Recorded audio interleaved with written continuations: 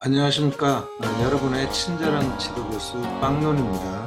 여기는 논문의 신 빵론 특강 강의실입니다. 이 영상을 통해서 학습할 주제는 높은 표절률에서 벗어나기입니다. 좀 부제목도 달았는데요. 인용 문장 구성 레벨 2의 개관 및 실습입니다. 제가 사실 8개월 전이네요. 검색을 해보니까 8개월 전에 이론적 배경 작성의 4가지 레벨이라는 그런 강의 영상을 제작을 해서 게시를 했더랬습니다. 그 강의 영상 말미에 제가 이 레벨 1, 2, 3, 4에 대해서 설명을 하면서 이 강의 영상 마지막에 이제 구체적으로 레벨 2와 3, 4의 수준에 가려면 어떻게 해야 되는지 구체적인 내용에 대해서 이제 후속 조치로서 동영상을 제작을 해가지고 게시를 하겠다 이렇게 여러분께 약속을 드렸는데 벌써 8개월이 지났네요. 짬이 잘 나지가 않습니다. 제가 뭐 여러 가지 이제 일을 동시에 이렇게 하다 보니까 짬이 잘 나지가 않아서 계속 생각만 하고 있고 작업을 하지를 못했는데 이제 좀 방학도 되고 또 뭐 이제 컨설팅 받던 분들도 이제 다들 이제 뭐 학위를 받고 졸업을 하게 된 상황이라서 이쯤에 돼서 이제는 시간이 조금 생겼어요. 그래서 여러분들께 빨리 제작을 해서 이제 소개를 해드리지 못한 점은 죄송스럽게 생각을 하고 아무튼 지금 좀 짬이 있으니까 시간적 짬이 있으니까 레벨 2를 시작으로 해서 레벨 3, 4의 이제 개관 및 실습 관련된 그런 영상도 빠르게 제작을 해서 순차적으로 올리도록 할 테니 여러분들께서 지금 혹시 논문을 이제 작성하는 단계에 돌입을 한 그런 대학원생이라면은 이 영상이 많이 도움이 될 겁니다. 그래서 하나씩 순차적으로 시청을 하시고 레벨 2, 3, 4의 수준이 어떤 글쓰기를 해야지 완성이 되는지 또 조금 질 높은 이론적 배경 작성하는 데 도움이 되는지 명확히 파악을 하신 뒤에 또 실습도 하니까 실습 내용을 통해서 재차 한번 익혀보시고 그리고 난 뒤 여러분들의 논문 작성에 반영을 하게 되면 좋을 것 같아요. 그리고 이런 뭐 유용성을 제공할 수 있는 뭐 좀 스킬에 가까운 그런 내용이기 때문에 여러분들이 충분히 잘 숙지를 하신다면은 이론적 배경을 질 좋게 어, 끝낼 수 있고 마무리할 수 있는데 도움이 될 거라고 생각을 합니다.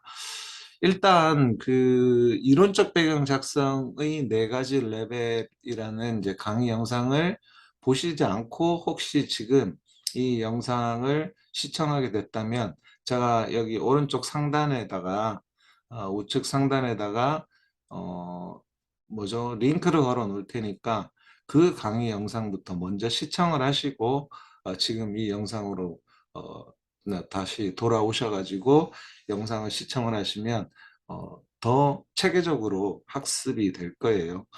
제가 이제 정한 거니까 임의로 레벨 1, 2, 3, 4의 수준이 어떻게 다른 건지 또 그 내용이 뭔지를 정확히 파악을 하셔야 지금 이 강의 내용도 쉽게 이해를 하실 수가 있거든요. 그래서 제가 아까 안내 드린 대로 이론적 배경 작성의 4가지 레벨이라는 강의 영상을 혹시 시청하지 않으신 분은 이쪽 우측 상단에 보이는 카드로 링크를 제가 걸어 놨으니 거기부터 여기에 접속을 하셔가지고 이론적 배경 작성의 4가지 레벨 강의 영상을 먼저 시청을 하신 뒤에 이 강의 영상으로 다시 돌아와서 시청을 하시면 순차적으로 시청을 하시면 좋겠다는 생각이 듭니다. 그렇게 꼭 해주세요. 자, 그렇다면 이제 구체적으로 이 표절률에서 벗어나는 레벨 2의 수준에 대해서 구체적으로 제가 지금부터 설명을 드리려고 합니다. 제 강의 영상은 언제나 뭐 이론적인 또 개념적인 부분에 대한 설명부터 시작을 하니까 그 부분부터 한번 시작을 해서 나중에 말미에 가서 실습을 해보도록 그렇게 하겠습니다. 자, 단순 짜집기, 이제 짜집기라는 표현을 쓰면 안 되겠죠. 이제 발음 표현은 짜깁기입니다.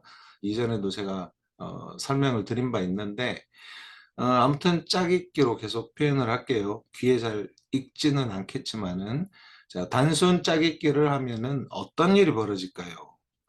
이게 이제 저희 질문인데 첫 번째 이 강의 영상에서 드리는 첫 번째 질문인데 이렇게 단순 짜깁기를 하면요. 선행 연구에서 인용 문장을 요만큼 따오고 다른 선행 연구에서 요만큼 따오고 그런 것들을 막 그냥 물리적으로만 그냥 배열을 해서 어, 만약에 묶어놨다. 그러면 이제 그게 짜깁기가 되는 겁니다.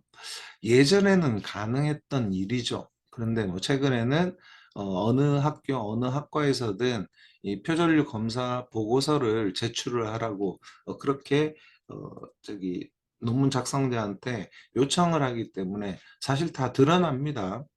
이렇게 단순하게 짜깁기를 하게 되면은 표절률이 40%도 나오고 50%도 나오고 제가 본 제일 높은 표절률은 79%도 본 적이 있어요. 사실 79%가 나오기가 힘들어요. 이제 이 표절 검사하는 메커니즘을 이해를 하신다면 79%까지는 안 나오거든요. 막 그냥 단순하게 짜깁기를 하더라도요. 왜 그러냐면은 뒤에 인용 표시를 하기 때문에 인용 표시를 한 문장에 한해서는 어 이제 표절 문장으로 인식을 하질 않습니다. 이런 대표적으로 이제 카피킬러 같은 데에서는 더더군다나 그렇게 되는 거죠. 뭐 조금 다른 표절 검사 메커니즘을 가지고 있는 터니닛이나 또 뭐 다른 또 매체들이 더 이제 생겨나고 있는데 그런 것은 이제 유사도 검사라고 하는데요. 그런 유사도 검사를 하면은 표절률이 좀 높게 나올 수가 있어요. 인용 표시를 했다고 하더라도요. 그런데 카피킬러에서는 사실 이제 억구가 6개의 순차적인 억구가 동일하지 않으면은 표절 문장으로 인식을 하지 않거든요. 조금 유사도 검사에 비해서는 조금 저급한 그런 메커니즘을 가지고 있어요. 카피킬러가. 그런데도 불구하고 79%가 나왔다는 것은 인용 표시도 제대로 안 했다는 그런 소리거든요. 그래서 아무튼 이런 79%는 나오기가 힘든 그런 수치인데 이런 수치도 본 적이 있다라는 겁니다. 이 정도로 나오면 정말 심각한 겁니다. 79%가 아니라 40% 정도만 나와도 굉장히 심각한 수준이라고 보시면 돼요. 그러면은 거의 베꼈다. 그런 말밖에 안 되는 거거든요. 그럼 이렇게 표절률이 40% 나오면은 그 문장을 표절률을 낮추려면요. 어, 뭐 이번 강의에서 이제 그걸 제가 설명을 드리게 될 건데 표절률 낮추는 것도 굉장히 녹록지 않은 작업이 될 거라는 겁니다. 굉장히 힘들어요. 뭐 전문가인 제가 해도 40% 정도 되는 그런 표절률이 40% 정도 나오는 그런 논문이라면은 뭐 한 분량이 한 80쪽 정도 된다면요. 뭐 한 이틀 정도는 소요가 돼요. 제가 뭔가 좀 숙달된 사람이 해도 이틀 정도가 걸린다면은 숙달되지 않은 사람이 할 경우에는 일주일도 넘게 걸리는 일이 될 수가 있습니다. 그 정도로 이걸 이제 나중에 고쳐 나가기는 정말 힘들고 버거운 거다. 그리고 또 이제 학사 일정에 따라서 이제 논문을 도서관에 제출해야 되는 기간이 정해져 있잖아요. 그 기간을 맞춰서 한다는 것은 굉장히 시간이 쫓기면서 작업을 해야 되기 때문에 제대로 하기가 힘든 거예요. 애초에 이런 일이 안 생기게끔 미연을 방지하는 것이 제일 중요한 뭐 제일 중요하다기보다는 제일 지혜로운 대처 방법이라고 볼 수가 있는 겁니다. 자, 표절률이 높으면 또 어떤 일이 벌어질지 한번 또 생각해 보셔야 되는데, 여러분들 요즘은요, 표절률 높으면 논문 심사 대상에서 아예 제외가 돼 버려요. 그러니까 심사를 받을 수 없게 되는 겁니다. 그래서 표절률이 높은 그런 논문을 여러분들께서 만약에 작성을 했다면은 심사조차 받을 수 없게 되는 거구나라고 생각하셔야 돼요. 여기 이제 좀 관련된 기사가 있는데 제가 한번 읽어보겠습니다. 여러분들 이제 상식적으로 좀 도움이 되라고 이런 기사를 제가 발췌해 왔는데요. 자, 논문 표절 막아라 뭐 이런 제목으로 소제목으로 카피킬러를 비롯한 논문 표절 검사 시스템의 등장. 이게 이제 언제 있었는지 그런 역사적인 내용을 여러분들께 먼저 설명을 드리려고 이 기사문의 일부를 제가 발췌를 한 겁니다. 자, 논문 표절 논란이 끊이지 않자 2013년에 교육부는 대학들에 대해서 대학 연구윤리 강화를 위한 협조 요청이라는 그런 이제 요청 공문을 이제 대학에 보낸 거죠. 그렇게 해서 표절 얼룩진 대학 논문을 해결하고자 표절을 막을 논문 유사도 검증 시스템을 적극적으로 활용하고자 했던 교육부의 보관이 여기에 들어가 있었던 겁니다. 이를 기점으로 해서 기존 교수들이 전적으로 맡았던 논문 검증 과정은 이제 뭘로 바뀌었죠? 논문 유사도 검증 시스템으로 바뀌게 된 겁니다. 그래서 지도교수나 심사위원 교수가 뭘 요청을 하냐면 어, 보통은 지도교수가 요청을 하죠. 심사받기 전에 이 표절검사 보고서 제출하라고 해요. 그리고 이제 그걸 보면서 표절률이 얼마인지, 이 표절한 게 별로 없는지 많은지, 그걸 이제 그 표절검사 보고서를 보고 판단을 하게 되는 겁니다. 그리고 높게 나오면 어떻게 됩니까? 각 학과마다 뭐 일정한 수준으로 정해놨는데 표절률을. 그래서 그 표절률을 일정하게 정해놓은 표절률에 어, 어, 훨씬 상회하는 그런 표절률을 나타낸다면은 그럴 경우에는 심사받기 힘들다고 지도 교수님이 얘기를 해요. 이런 심각한 사태에 여러분들이 노출이 되지 않으려면은 이 강의 영상을 잘 시청을 하시고 제가 말씀드리는 또 설명드리는 스킬을 익히셔야 돼요. 근데 뭐 결론에 가서 제가 다시 말씀을 드리기는 하겠지만은 어, 좋은 방법은 아닙니다. 지금 제가 설명을 드리는 건요. 뭐 그건 아무튼 마지막 부분에 가서 다시 한번 재차 강조를 하도록 하고 이 표절률의 허용 기준요.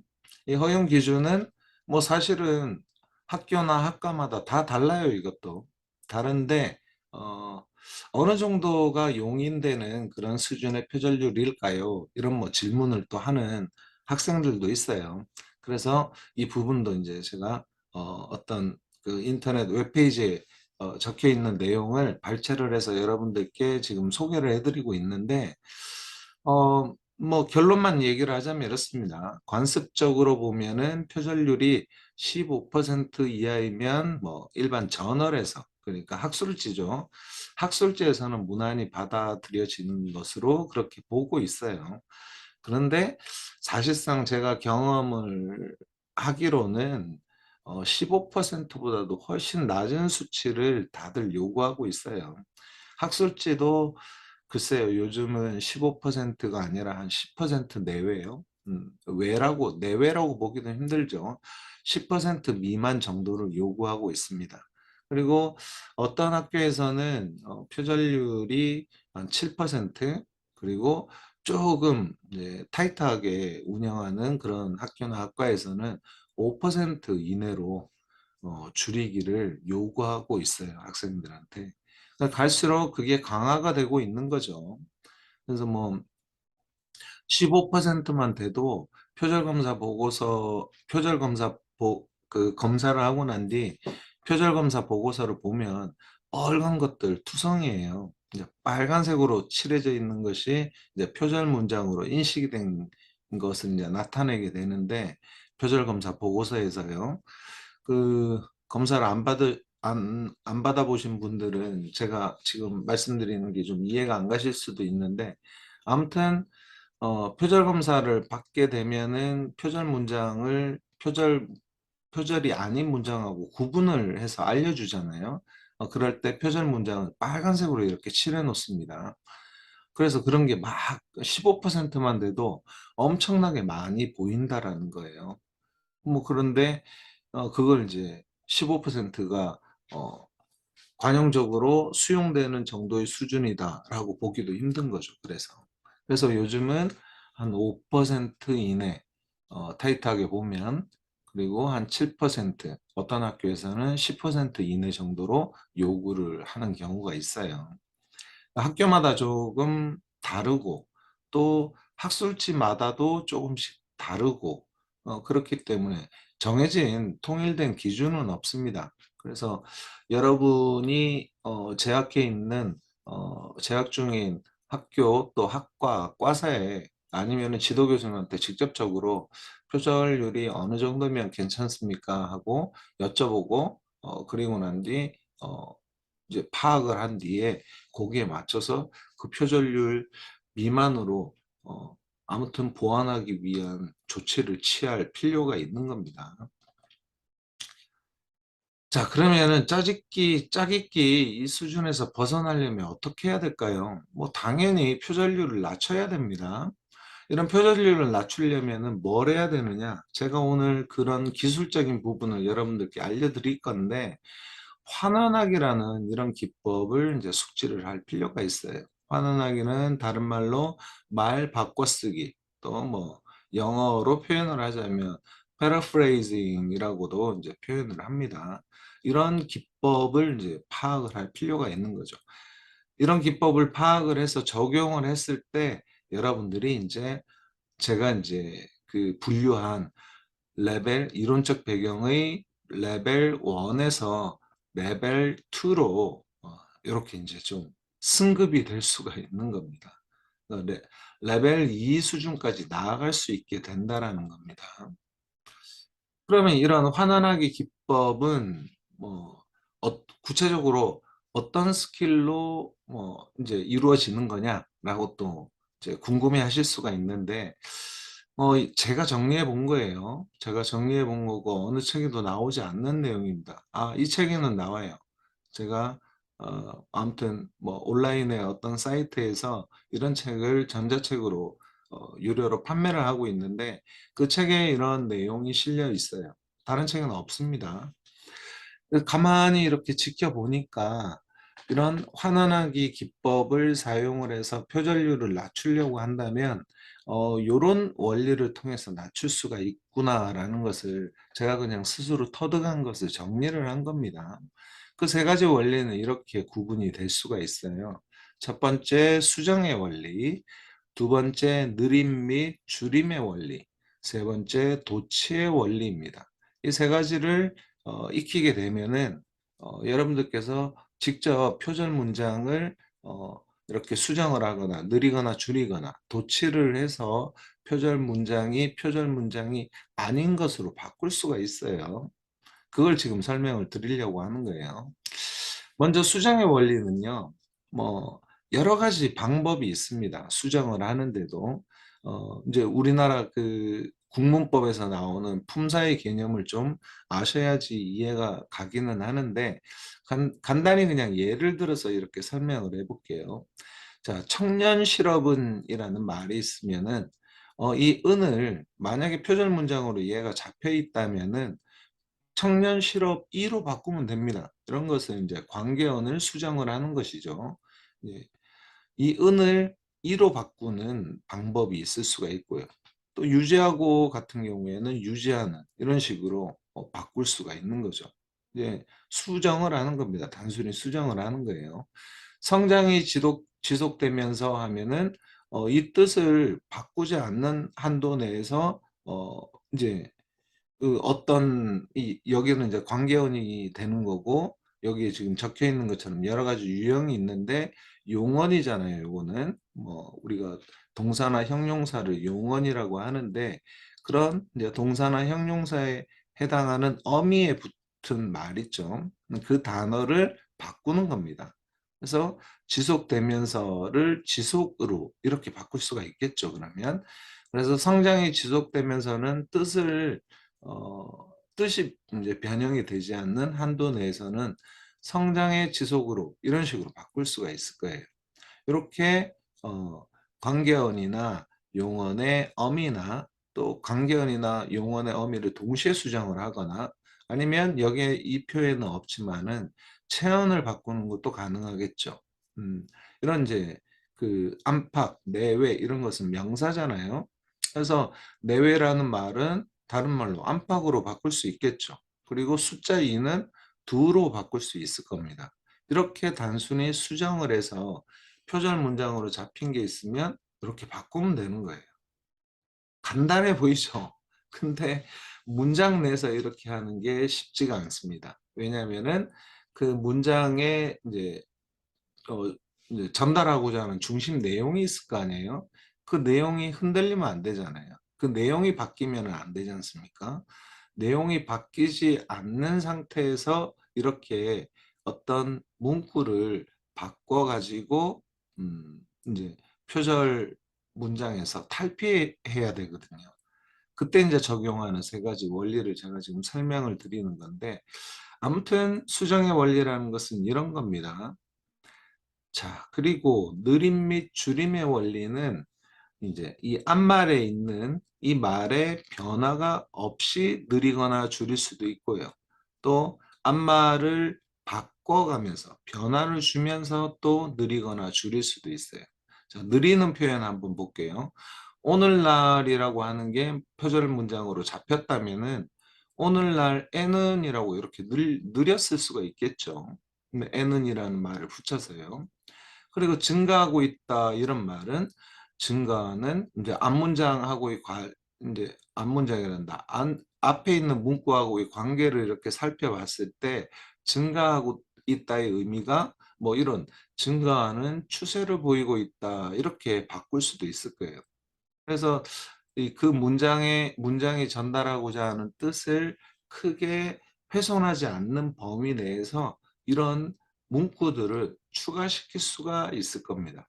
그럴 경우에는 이제 느림의 원리를 활용을 한 거라고 볼 수 있는 거죠. 또 유지하고 있다 이런 것도 유지하는 상태다 이렇게 바꿀 수도 있어요. 자, 앞에 있는 어떤 이제 억구의 내용과 유지하고 있다 이 관계를 살펴봤을 때 이런 상태다라는 말을 집어넣어서 어, 크게 문장 전체가 전달하고자 하는 내용이 바뀌지 않는다면 이렇게 느릴 수도 있는 겁니다. 또 선진국들과 같이라고 되어 있는 것은 줄일 수도 있는 거예요. 과 가치를 처럼이란 그런 단어로 그냥 바로 그냥 바꿔버리는 거죠.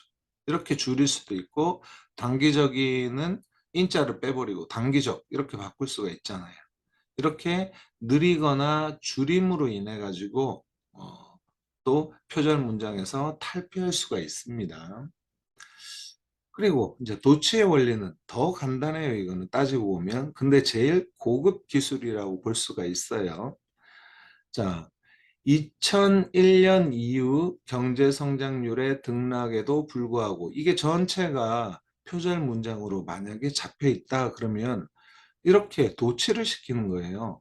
경제 성장률의 등락에도 불구하고 2001년 이후 이렇게 해서 의미가 어, 이상해지지 않는다면요. 원래 도취하기 전에 문장에서 갖는 의미하고 크게 문제가 안 된다면 이렇게 도취를 이제 시도해 보는 것도 좋은 방법 중에 하나가 되는 겁니다. 자, 저성장 국면, 잠재 성장률 저하 구조로 뭐 이런 억구가 있다면요. 그런 것을 도취시킬 수도 있어요. 그런데 도취를 시키면서 어, 이제 앞에 있는 문구하고의 이제 관계를 살펴봤을 때 이렇게 이제는 다른 말을 집어넣어 가지고 바꿀 수도 있는 거죠. 잠재 성장률 저하 구조 속에 저성장 국면으로 이런 식으로 도취를 시킬 수도 있습니다. 이런 거는 이제 복합 도취라고 하는데 아무튼 단순도치, 복합도치 이런 이제 개념을 이해하지 못하더라도 도치의 원리가 뭔지를 알고 계시면은 이렇게 바꿔서 어떤 문장 내에서 이제 어구들을 순서를 바꿈으로 인해 가지고 표절 이 표절 문장에서 탈피할 수 있구나라는 것도 이해를 하시면 돼요. 간단하죠? 생각보다 어렵지는 않습니다. 세 가지 원리가 있다 그랬는데 수정의 원리, 느림 및 줄임의 원리, 도치의 원리를 이용해서 이렇게 바꿔나가면 되는 거예요. 자, 그러면은 제가 실습을 한번 해보려고 합니다. 자, 잠깐만요. 화면 좀 이동해 보도록 하겠습니다. 자, 여기서 제가 뭐 요즘은 청년 실업 문제가 이제 사회 문제로 크게 대두되고 있는 그런 상황이지 않습니까? 그래서 논문 중에 보면은 청년 창업에 관련된 그런 논문도 꽤나 많이 나오고 있어요. 그리고 2022년도 하반기에 제가 또 컨설팅 한 분 중에 또 창업학과에 다니는 그런 분이 계셔가지고 또 창업에 뭐 저도 안 그래도 관심이 많았던 부분인데 그래서 이제 청년 창업으로 한번 예문을 들어보려고 제가 이제 리스포유에 들어와 가지고 청년 창업으로 검색을 했어요. 그래서 그냥 제일 먼저 검색이 되는 이 임아름님요. 2015년도 박사 논문을 이제 원문 보기를 클릭을 한번 해서 문구를 한번 찾아보겠습니다. 자, 이렇게 해서 원문 보기를 했을 때 요게 참 여러분들한테 안 보일 수도 있겠구나. 공유를 다시 또 설정을 해 볼게요. 자, 원문 보기 공유를 해서 이제 보이실 거예요. 여기 보면은 이제 첫 번째 문장을 한번 볼까요? 이 논문에서 쭉 내리다 보면 뭐 요 정도요. 음, 어디까지 할까요? 요 정도까지. 자, 이 정도까지 한 3개 문장입니다. 3개 문장을 제가 복사를 했어요. 복사를 하고, 자, 그 다음에 복사를 해서, 이렇게, 이제, 한글에다가 붙였습니다. 한글 파일에다가 이렇게 붙여가지고, 요만큼만 가지고 제가 표절 검사를 한번 해볼게요. 표절 검사를 이미 했어요. 여러분들께 강의 준비를 하는 동안에 표절 검사를 이미 했는데 표절 검사 보고서를 제가 한번 보여드리겠습니다.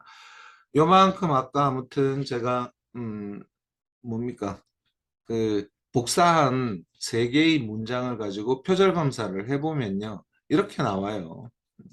자, 청년 창업으로 해서 첫 번째 음, 논문을 가지고 원문 보기를 해서 3개 문장을 가지고 표절 검사를 하니까 어떻게 나와요? 100% 나오는 거예요.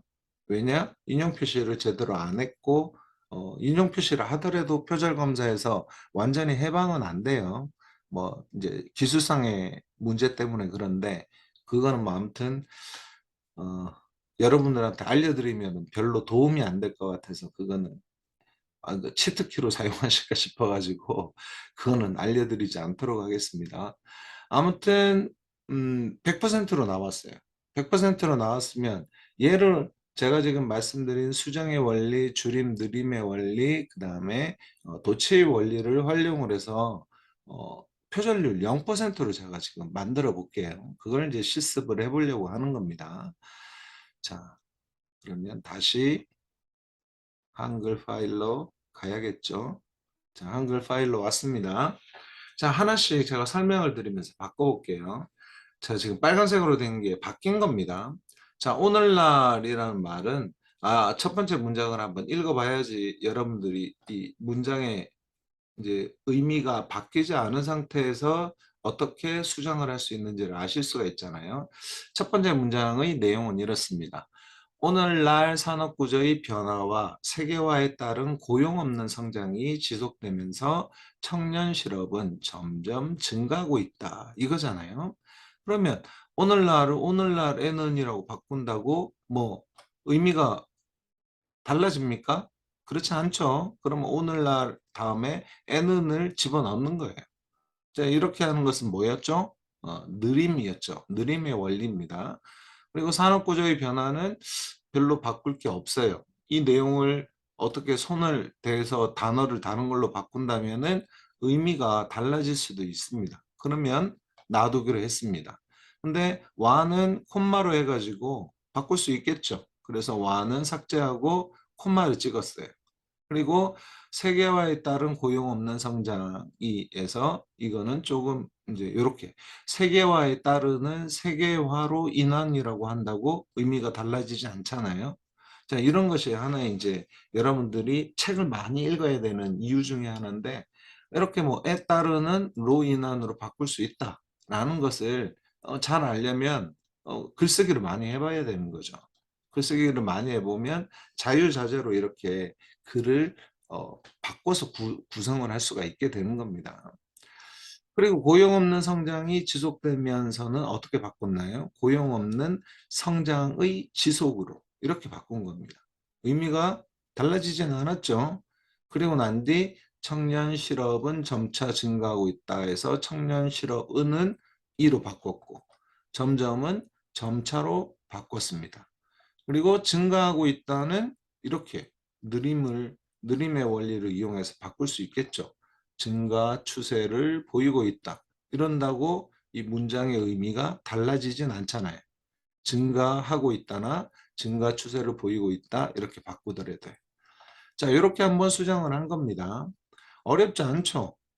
여기에다가 뭘 끼워 넣고 또 이런 말을 바꿨고 또 와는 없애버리고 콤마를 찍었고 뭐 성장이 지속되면서는 성장의 지속으로 이런 식으로 문구를 바꿨고 충분히 따라오실 수 있을 거예요. 자, 여기도 마찬가지입니다. 2001년 이후 경제 성장률의 등락에도 불구하고 청년 실업률은 전체 실업률의 2배 내외 수준을 유지하고 있다. 이런 문장이에요. 자, 여기에서 이제 도치를 제가 한번 쓴 겁니다. 이렇게요. 도치가 제일 뭐랄까 제일 질적으로 볼 때 뭐라고 표현을 해야 됩니까?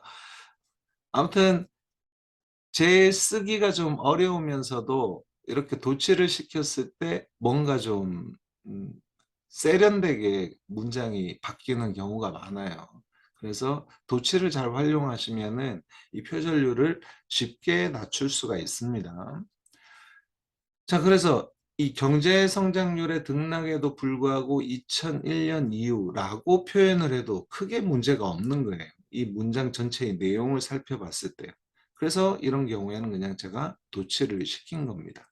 이런 판단을 빨리빨리 하면은 이제 빠른 시간 내에 이제 표절 문장 수정이 가능할 건데 처음에는 쉽지는 않아요. 좀 생각을 해보고 고민을 해봐야 됩니다.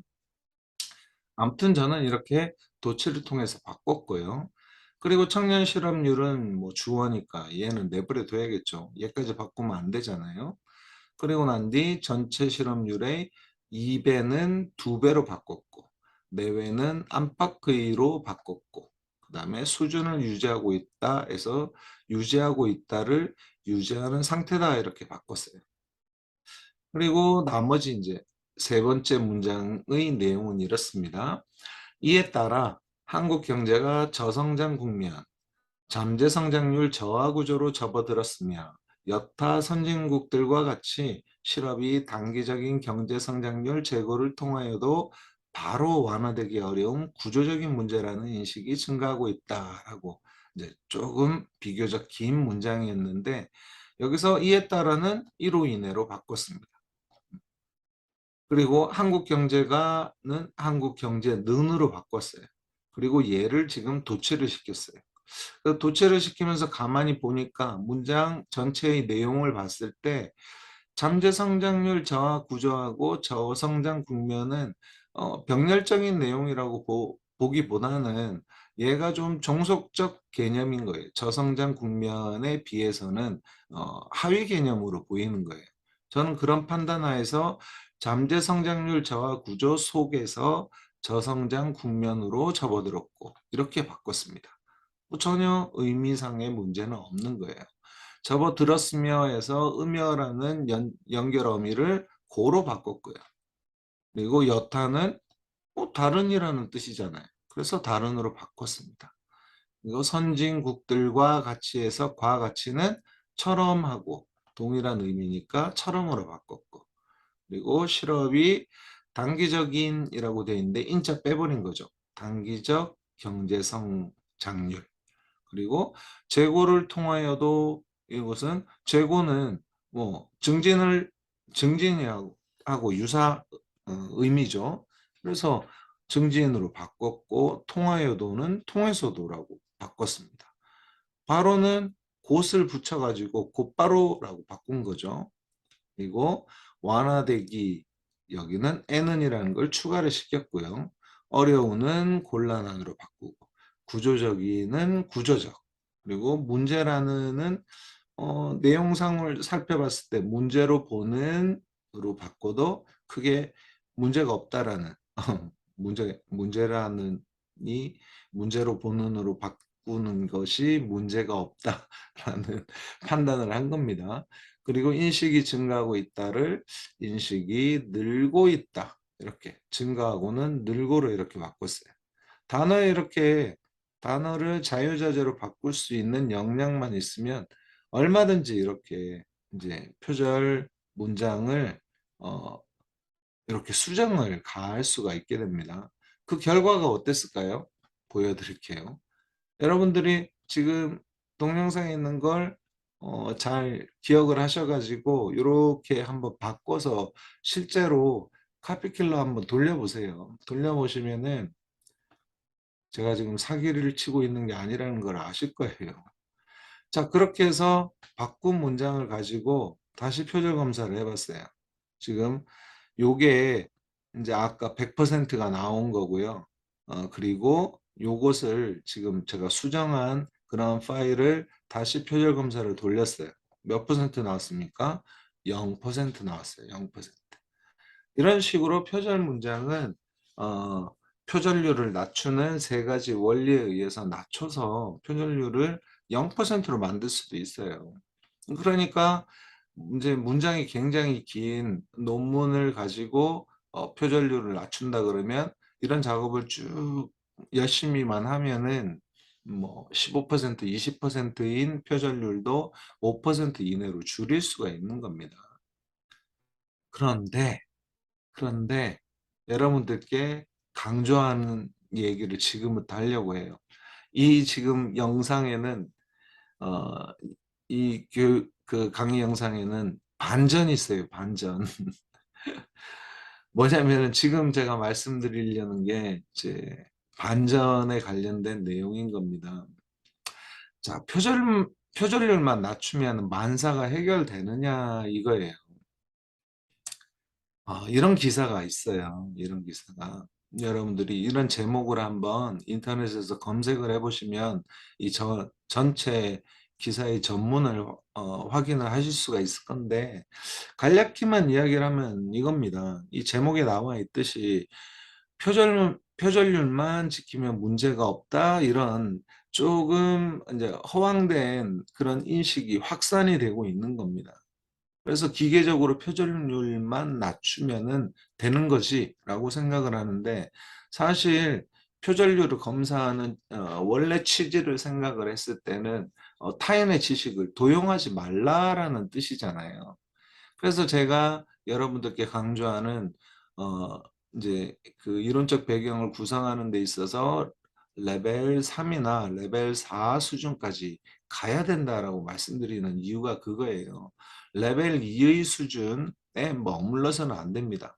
제가 표절률에서 탈피할 수 있는 방법은 알려드리긴 했지만 요거에 만족하시면 안 된다는 거예요. 레벨 3이나 4의 수준까지 갈 수 있을 정도의 글쓰기 역량을 익히기 위해서 노력을 해야 되고, 그런 역량을 쌓아서 여러분들 논문 작성할 때 논문 제2장에 나오는 이론적 배경을 그렇게 맞춰서 레벨 4의 수준으로 완성을 시켜야 된다는 겁니다. 그래야지 이런 표절률에서 완전히 해방이 될 수가 있는 거예요. 학교도 지금 대학가 내에서도 이런 문제의식을 가지고 있는 학교들이 있어요. 그래서 표절률만 단순히 낮추면 된다. 이거는 문제가 있는 것 같다라고 해서 이제 유사도 검사를 해가지고 표절 여부를 검증하는 대학교가 이제 늘어나기 시작을 했습니다. 이 유사도 검사는 단순히 카피킬러처럼 6개의 어떤 억구가 순서대로 쭈루룩 이렇게 검사를 해서 동일한 게 6개의 억구가 연달아 나오면은 표절 문장으로 잡는 게 아니라 전체적인 구조를 살펴서 이 문장의 구조를 살펴서 표절인지 표절이 아닌지 여부를 판단을 하거든요. 그런 기술이 계속 좋아지고 있습니다. 좋아지고 있고 머지않은 미래에 가까운 시기겠죠. 가까운 시기에 계속 좋은 기술들이 나오겠죠. 이게 계속 논란이 되고 있으니까 우리나라에 아주 우수한 기술자들이 얼마나 많아요. 그런 아주 훌륭한 엔지니어들이 이런 거 계속 개발해 낼 거라는 겁니다. 여러분들은 그냥 단순히 레벨 1 수준에서 제가 지금 설명을 드린 이 수준으로 가면은 족하다라고 생각을 하시면 안 되는 거예요. 지금은 문제가 안 될 수 있는 그런 게 나중에 어, 훨씬 더 좋은 그런 표절 검사 시스템 뭐 그런 체계가 구축이 되었을 때 굉장히 허접한 논문으로 뭐 인식이 될 가능성이 있다는 거예요. 또 예전에 이런 거죠. 이제 짜깁기 한 그런 논문들이 패스가 막 됐었잖아요. 한동안. 그러다가 뭐 이제 2000년도 이제 중반부터 접어들면서 교육부에서 이제 어떤 요청 공문도 날라오고 이러니까 이 표절 문제에 대한 심각성을 이제 갖게 되고 이제 그런 부분에서 강화를 시키다 보니까 이제 짜깁기 자체는 이제 없어진 거죠. 근데 뭐 그렇게 봤을 때 이제 카피킬러에서 검사하는 수준이 이제 계속 학교에서 요구하는 수준이 되지 않을 거라는 겁니다. 이제 계속 이건 발전해 나갈 거고 이제 유사도 검사로 이렇게 진화해 나갈 거라는 거예요. 네, 먼 미래가 아니라 불과 뭐 한 50년 내에 5년이나 10년 내에 이런 레벨 2 수준으로 되어 있는 논문을 작성한 사람들은 다 음, 굉장히 안 좋은 논문을 작성한 사람들로 그렇게 여겨질 가능성이 크다라는 겁니다. 여러분 이 논문은 작성하고 나면은 평생 여러분들 꼬리표처럼 쫓아다닙니다. 그리고 어 제가 아까 그 논문 검색한 이제 리스 포유에 있는 뭐 김아름님이었나요? 그분의 논문 그분하고 일면식도 없는 사람이에요 제가. 하지만 그분 논문을 검색어 하나 투입해서 바로 그분의 논문을 볼 수가 있잖아요. 그리고 논문의 내용을 쭉 살피면서 이분의 이제 연구 역량이 어느 정도 수준이구나 이런 판단을 제가 스스로 내릴 수 있는 겁니다. 모르는 사람에 대한 판단을 익명인 제가 할 수가 있는 거래요. 라는 거예요. 그런 것처럼 여러분들의 논문도 나중에 패스가 되고 나면은 이렇게 이제 어, 뭐 논문 검색 DB에 이렇게 다 실리게 될 거라는 거죠. 도서관에 여러분들이 제출을 하잖아요. 왜 학과에 제출 안 하고 학과에 제출하는 것으로 끝을 안 내고 도서관에 제출하는지 이유를 다들 잘 아시잖아요. 제가 설명을 안 드려도. 이렇게 이제 검색 DB에 탑재하기 위해서 그렇게 하는 겁니다. 도서관에 최종본을 제출하는 이유가요. 누구나 검색해서 여러분들의 논문을 읽을 수 있게 되는 거고 그런 잠재 독자들이 엄청나게 많다라는 겁니다. 무서운 일이에요, 사실은. 여러분들 논문이 평생을 쫓아다닌다라는 생각을 하고 계신다면은 뭐 그냥 표절률 낮추는 정도의 그 급에서 논문을 완성하려고 하지 않을 겁니다. 그래서 여러분들은 레벨 3 그리고 레벨 4 수준까지 나아갈 수 있도록 준비를 하셔야 된다라는 겁니다. 그래서 저의 결론은 뭐냐? 이겁니다. 오늘 강의의 결론은 제가 비록 어, 높은 표절률에서 벗어나는 방법을 여러분들한테 소개는 드렸지만 그건 부수적으로 쓰셔야 될 그런 스킬에 불과하다라는 거예요. 네. 우리가 나아가야 할 바람직한 길은 레벨 3 수준까지 가야 되는 것이고 조금 더 노력을 해서 레벨 4 수준까지 나아갈 수 있도록 해야 되는 겁니다. 그래서 이 강의 영상에 이어서 조만간에 또 레벨 3 수준에 이르는 글쓰기는 어떻게 해나가면 되는지, 그리고 대망의 레벨 4 수준에 갈 때는 또 어떤 역량이 필요하고 뭐 스킬이 필요한지 그런 부분을 또 영상으로 제작해서 곧바로 올리도록 할 테니 그 영상도 순차적으로 여러분들께서 시청을 하시면 큰 도움이 될 거라고 생각을 합니다. 자, 오늘의 강의는 여기서 마치도록 하겠습니다.